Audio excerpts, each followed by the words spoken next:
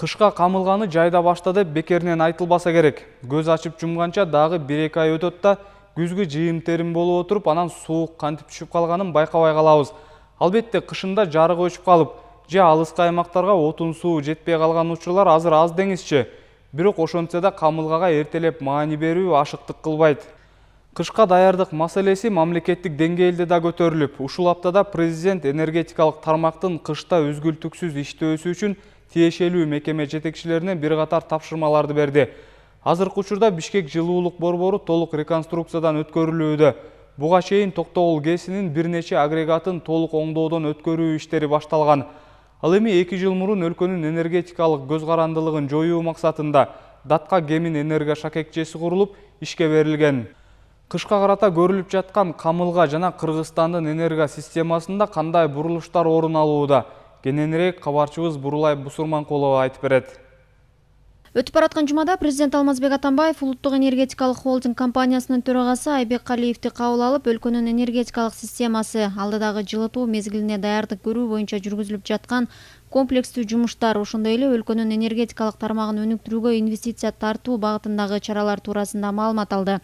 Айбек Калиев президентке модернизациясын аяктап, Бишкек шаарынын ТЭЦин ишке киргизүү боюнча даярдык туурасында маалымат берди. Модернизациядан кийин энерго объекттин кубаттуулугу жогорулап, жергиликтүү көмүрдү пайдалануу менен иштеп, натыйжалуулугу өсөт. Ошондой эле Токтогул ГЭСин реконструкциялоо боюнча жумуштардын жүрүшү тууралуу дагы айтып берди.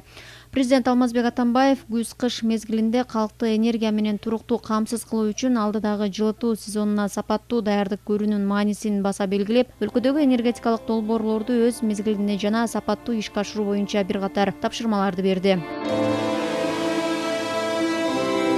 Жалпысынан энергетика тармагын өнүктүрүү 2012-2017 жылдагы долбоор алкагында өлкө аймагындагы 106 жогорку чыңалуудагы көмөк чордондор модернизациялоодон өттү.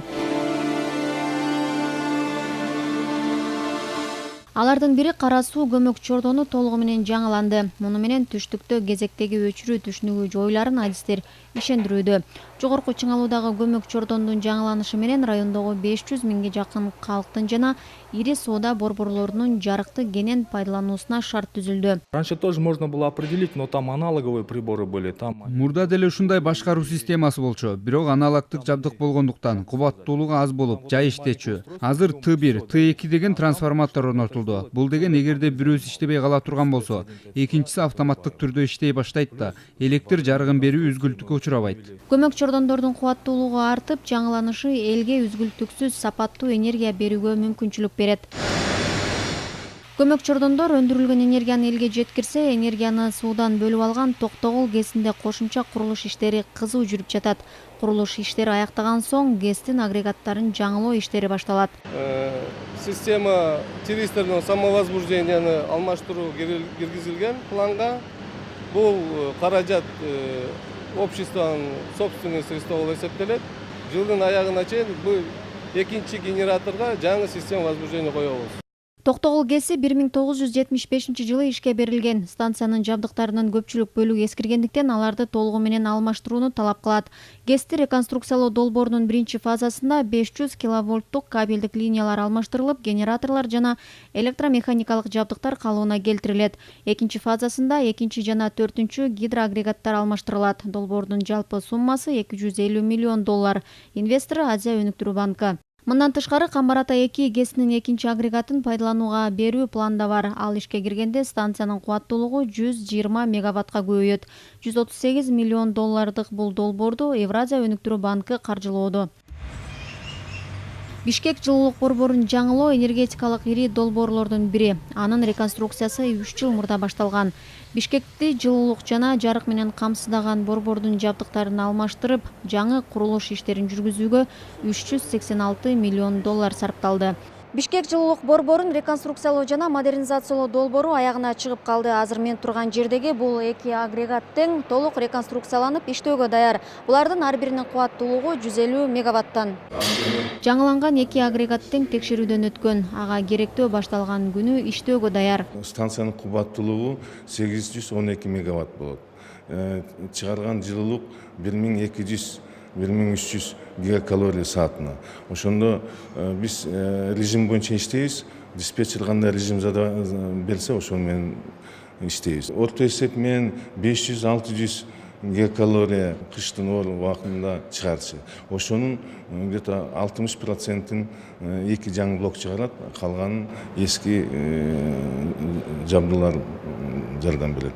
Жылуулук борборду жаңылоо менен анын энергияны иштеп чыгаруу кубаттуулугу көбөйүп, ошол эле маалда калкка сапаттуу продукция берүүгө мүмкүнчүлүк түзүлүүдө. ГЭСтерди, ТЭЦти жаңылоо көмөк чордондорду оңдоо менен Кыргызстан энергетикалык өнүгүү жолуна түшкөнүн адистери белгилешет. Токтогул ГЭС өзү эле 1200 мегаватты бере турган болсо, ошого дагы 20% кошобуз.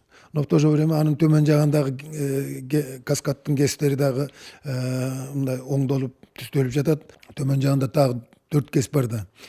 Булар дагы көп жабдуулары которулуп, оңдолуп, улам ишке берилип атат. Менин оюмча, генерация жагынан бул ички керектөөлөрдү бир 5-10 жылга жабууга болот да ушуну менен. Келечекте экспортты дагы жакшылап ордуна коюш үчүн, ички керектөөлөрдү жакшы деңгээлге жеткириш үчүн жакшы варианттардын бири ушул камбарата бирди бүтүрүш керек.